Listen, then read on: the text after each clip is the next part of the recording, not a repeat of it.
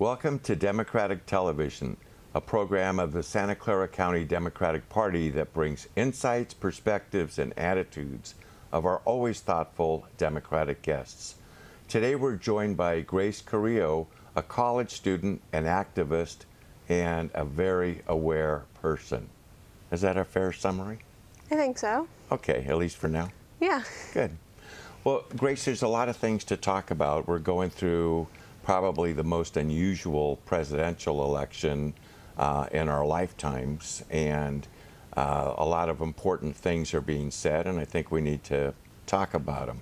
But before we do that, let's get to know you a little bit more. So, where are you from? Where'd you grow up? What were your favorite subjects in school? I'm from San Jose, California. I still live in the same house I grew up with. I grew up in it with my parents. My favorite subject was always math, but now I'm terrible at it, so it doesn't really matter anymore. But once I got to college, I got a lot more interested in social justice issues, which is what both my parents are very involved in. So you perhaps answered my next question before I asked it. I like to know, were there influences maybe besides your parents? Social justice is a great thing for me to hear young people being interested in. Was it just growing up in a progressive household where people were always out there demonstrating, protesting, picketing? I think that, and it really picked up when I got to Chapman, which is where I go to school now. I took a women's studies class, and my professor really inspired me to get involved in specifically gender issues, which is something that I always felt passionate before but didn't really know how to go about the issue that I wanted to explore. And then I joined the Peace Studies major, which is a really cool major, kind of a variation off political science that focuses more on social movements. My professors in that major they both gave me really good insight and information on how to get involved and what the pertinent issues were, and that really brought me to where I am today. Tell me a little bit about where you go to college. You said Chapman. Where's Chapman? What's the community like? Chapman is in Orange, California, in Orange County. It's a lot like Santa Clara and Santa Clara University, which would be kind of a more residential neighborhood, but it's kind of also a college town, which causes some conflict. But overall, it's a really great place. It's pretty comparable to the Bay Area, so that's kind of why I like it. It's really homey still and really nice. And it's close to the beach. It's a nice place. Close to the beach. A little bit more about peace studies. That's not a major I hear about too much, especially for people that are looking to get into the world of business and professions and all that. So tell us a little bit more about peace studies and what that brings you. Well, when I first got to Chapman, I entered as a psychology major, which I still am, but then I added a political science minor, and I started taking the classes, and I just wasn't really getting into them the way I wanted to, the way that I thought that I really wanted to get involved.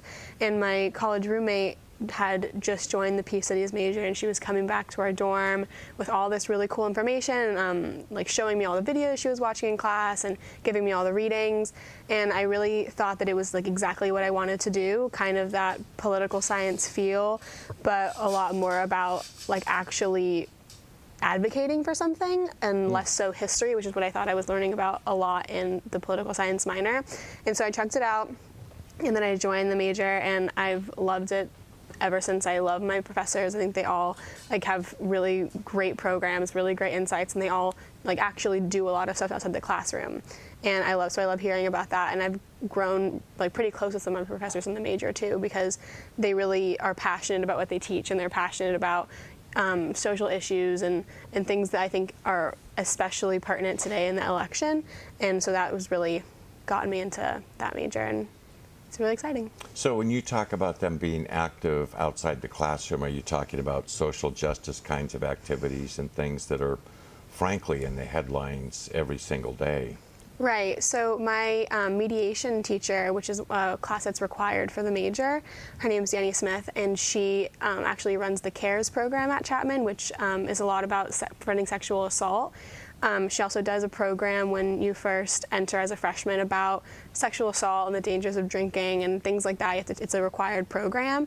And so she's really built off of that. And she works a lot with the Women's Studies Department to promote things like Denim Day, to prevent sexual assault and different things like that. So that's an issue that I think has always been, that I have really caught on to, especially with how close it is to college campuses. You know, being in college is a really pertinent issue to my situation and those around me, especially being a young woman on a college campus. And so I think that the things that she does for sexual assault outside of the classroom is like just one example of how a lot of my teachers really get involved with things, just not just teaching a class and lecturing. And Denim Day, to go with that example, that is the notion that women can wear whatever they want to wear and people shouldn't make assumptions. Maybe you could be more specific. Right. My understanding of Denim Day when I was researching it is there was a situation where a woman had gotten raped and her assailant said that it was impossible because her jeans were too tight, and they actually ruled in his favor, saying that it was impossible that he could have assaulted her because her jeans were too tight. And so that's kind of where Denim Day has come from, is that it doesn't really matter what you're wearing. Just like you said, it isn't, you're not asking for it, so like that kind of concept. And it's been really big on Chapman's campus. They put on a whole program for it. Sounds good.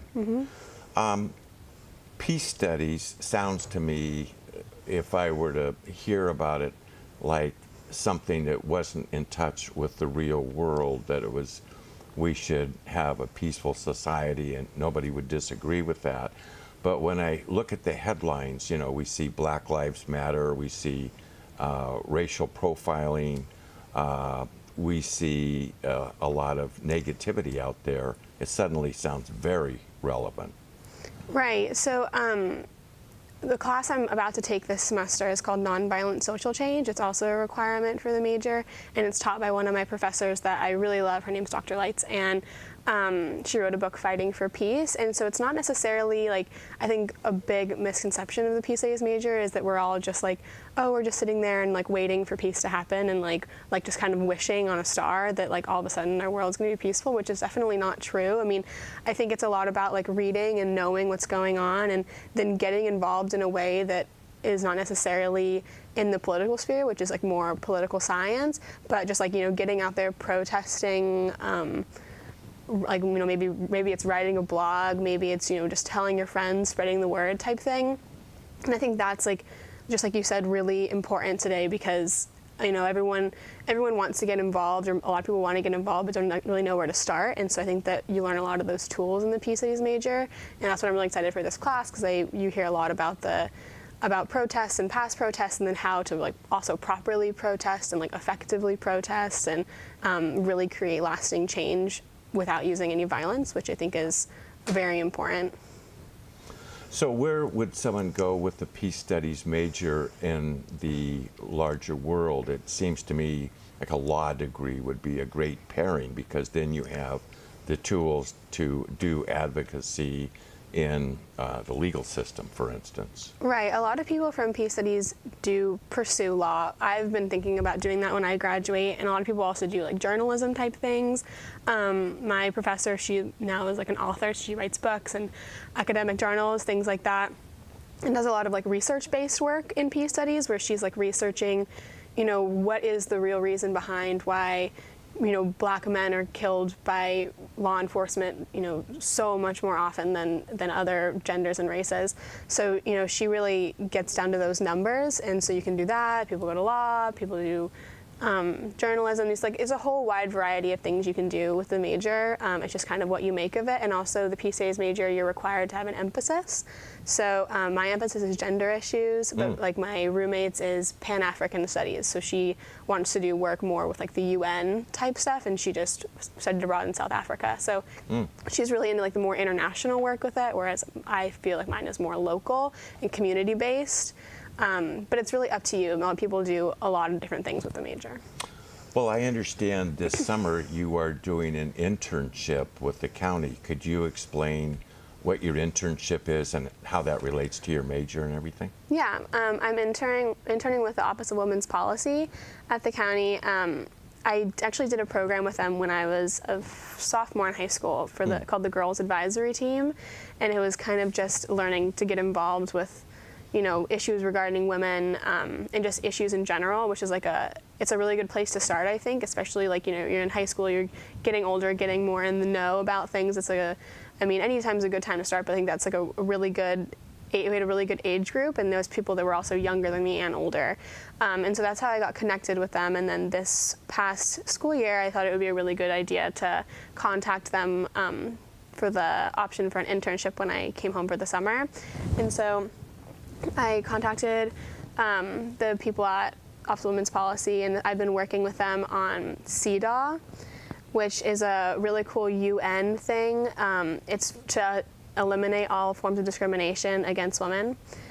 So yeah, it's really cool. The UN has drafted it a long time ago, 1978, and the U.S.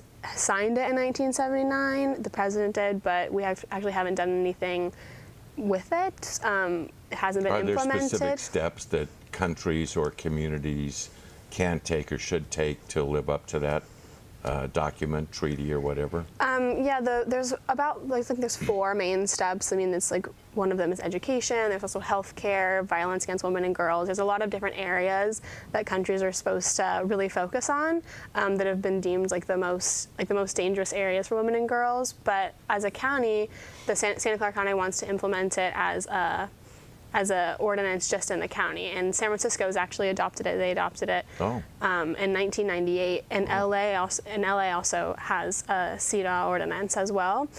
We currently have a resolution, but an ordinance would be a lot better to really implement those ideas and do a lot of research onto what things the pay gap, things like that would be really interesting to know, and then I think this would be a really great opportunity to implement something that could really help the county and the community.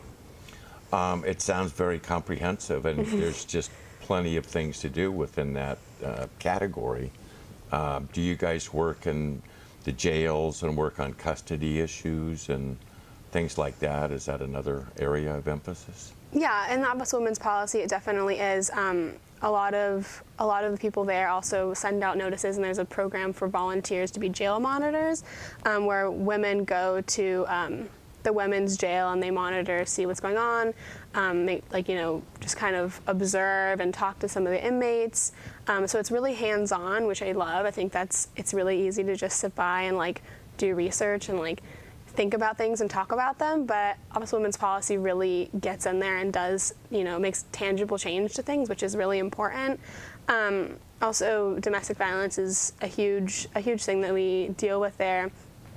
They have a lot of programs. I actually just received a bunch of surveys for batters, kind of talking about what worked in the program and what didn't for them, which was really interesting because it's a perspective I think that you don't often hear about. You hear about survivors more so, which is obviously extremely important, but it's interesting to know what is working for a program. Yeah, and so cool. That's just some of the stuff they do. Great. We're going to take a little break right now. When we come back, lots more to talk about, so stay tuned. Hello, my name is Clark Williams, and I'm Vice Chair of the Santa Clara County Democratic Party. I'm a lifetime Democratic activist. But there are not enough of us, and I know you're out there, and we need you to join me. I'm also a father, and I'm teaching my 6-year-old daughter to also become a Democratic activist. She needs some friends to join us too. So if you're out there and you've got kids and you're looking for something fun to do on a weekend, we really need you to come join us in helping elect Democrats in 2010. To find us or to learn more, contact area code 408-445-9500. Or you can also find us on the web at www.sccdp.org. I hope to see you soon on the campaign trail. Welcome back to Democratic Television and our guest, Grace Carrillo.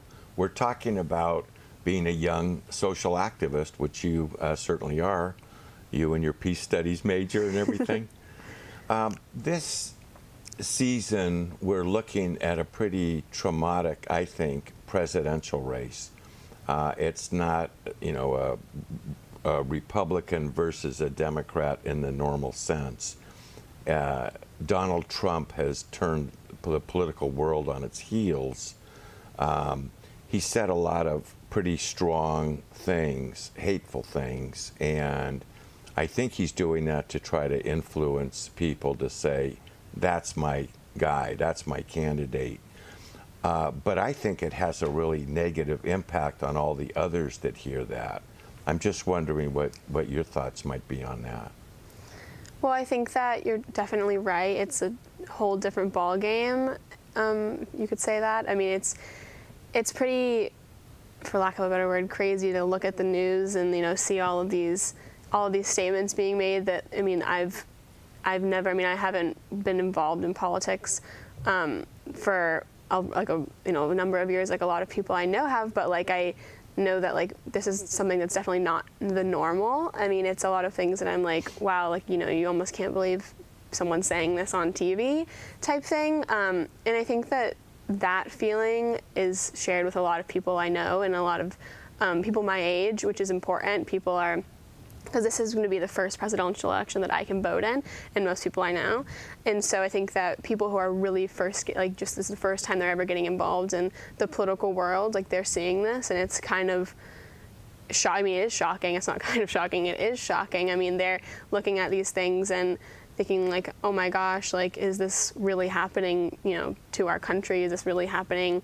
And a lot of them are wondering, like, is something going to happen to my family, or like, what's going to happen to me? And you mean the kinds of statements Trump is making about Mexicans and right. Muslims and women. Women, yeah, that I think too. Yeah, a lot of my friends who are young women are like very concerned, because I mean, that could mean like a whole flip in our lives pretty much. And I think especially when it comes to healthcare, I mean, that's a huge concern for a lot of people my age, among several other things.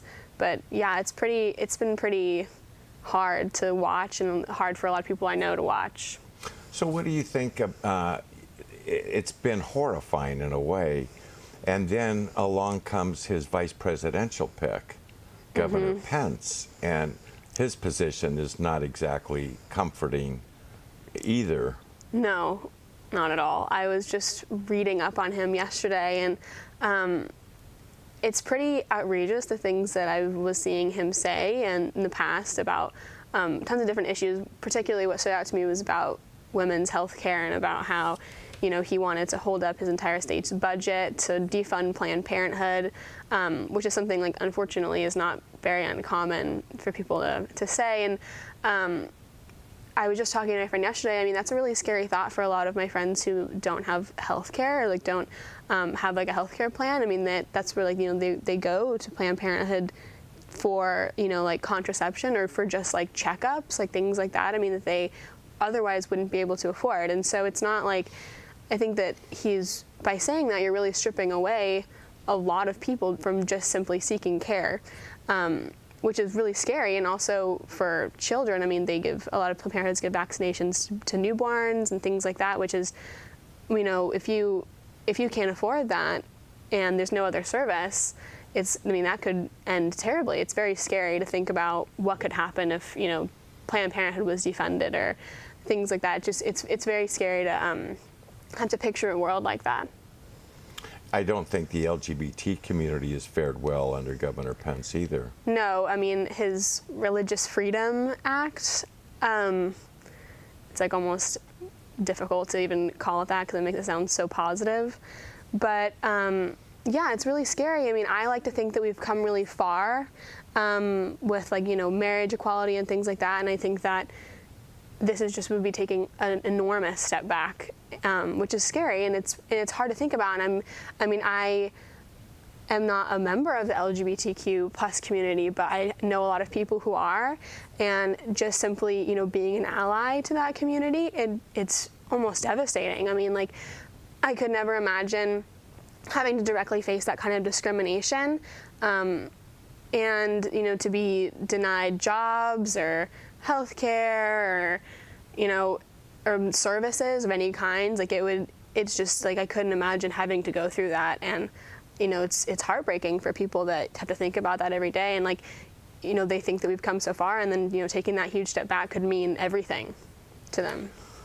We adults are fairly confident, I think, that for at least Democrats, Donald Trump and Governor Pence are not our kind of people. What do you think's happening, though, to younger people, kids in high school, community, elementary school and all that? They're hearing things and they may not have the resilience of an older person. Well, I think what's happening is they're watching these statements being made on TV. They're watching what he's saying, and then now they're going to be hearing what Governor Pence has been saying and will say. And I think it's going to be, just like I said before, just like a huge shock, especially if this is like now they're coming to an age like I did when I was in high school, like where this is like an actual, like this is like a real possibility. And I don't have all of the experience as like my parents and things like that in the political world, and people younger than me definitely don't as well. And I think this is the only example they have of what's happening in the election. This could be really scary. I mean, this is probably really scary for them. It's really scary for me. It's really scary for a lot of people. But if you don't know that this is probably this might not happen. If this is like all you're seeing on the TV and like it's all over the media, it's all over social media, like if you're really thinking like this could be a real possibility for me, I think that's terrifying. And I think it's really hard for a lot of people in high school and younger to think like, oh my God, like what if this is happening? And like I think it's also really hard for statements like that not to rub off, because in a way it's kind of making it okay to say things like that, and which it definitely isn't. And I fear that people who are like kids and older who are growing up listening to this that's going to have an enormous effect on the way that they perceive different cultures, different ethnicities, different genders. I think that's it's really scary to think about how this could affect not just the people during this election, but for years to come. Do you think there's going to be more incidents of bullying in playgrounds and all that, with kids hearing these things and using what adults are saying? Or, well, hard to call Donald Trump an adult when he says these things, but he does get a lot of media. I think that, it's possible, but I think it also relies a lot on families and how they're dealing with this at home, how they're talking about it. I think that if no one's saying anything, like if you're hearing all of this stuff at home and then no one's, for lack of a better word, like debriefing you from what Trump and others are saying on TV and on the news, then yeah, I think that a huge increase in bullying could come from this. But I think that it really, it would really be a lot for parents, really be helpful for parents to sit down and be like, like just because we're hearing this on TV doesn't mean that it's right, and doesn't mean that that's what you should go to school and say to your friends. Like, it's good to talk about it and it's good to be open about it, but this is not something that is reality. Like you can't just go on the playground and hit someone because they're not the same as you, type thing. Yeah. So I think that it comes down a lot to parents and families and older siblings and all people like that, who have a little more experience to like tell younger kids like this is what we're hearing, but it's also not okay, and we're listening to it because it's important and it's relevant, but because it shouldn't be like sheltered because this is happening. But they need to be like talked to. Kids need to talk through things, or else it will definitely affect them later. So the classroom could be a good place for a teacher to do a curriculum or something that doesn't politicize it, but just tries to get the kids to really understand what might be the motivations. Right. Yeah, I think that teachers also play a huge role in this. I think that it's pretty much all adults and figures of power, I guess you could say, in kids' lives that are going to be the ones to kind of shift the conversation and turn it around and spin it in like kind of it's hard to make things like this positive, but spin it in a positive learning experience. If like kids are going into the classroom and like, you already know teachers are getting, kids who are saying, well, I hear this on the news, and, if they don't understand, and then, if teachers are just like, oh, well, and they kind of like write it off because they don't know what to say, that's not going to help. And so I think that it would be great to have like a curriculum that, you know, tells teachers like these are good tools to use if kids are coming to you and like with these concerns or saying stuff on the playground that's inappropriate or things like that. I think that it would be good to have like some tools to use so that they're not like taking sides, but they're like turning into a real learning experience. Where should kids or young people go to get their news? Where, you know, what do you use and what do you think works, what doesn't work? Well, I think that social media definitely has ups and downs, especially when it's coming to the election. I mean, I think that I definitely get a lot of information on social media, but it's also important to fact check that information. I mean, you can't just go onto Facebook and go through your news feed and all of a sudden believe that all these things are true, because they might not be at all. I mean, they certainly might, you know, be from credible news sources, but I think it's important to really know where you're getting your news from. So maybe if you see something on Facebook or Twitter or wherever, to go to a credible news source, maybe like CNN or, you know, some other news source on the internet or on the news and on TV or in the newspaper that, you know, you could, you know, be like, oh, I read this on Facebook and I'm looking at this and, you know, that those things don't really match and this might not be true. So I think that's important. I think it's also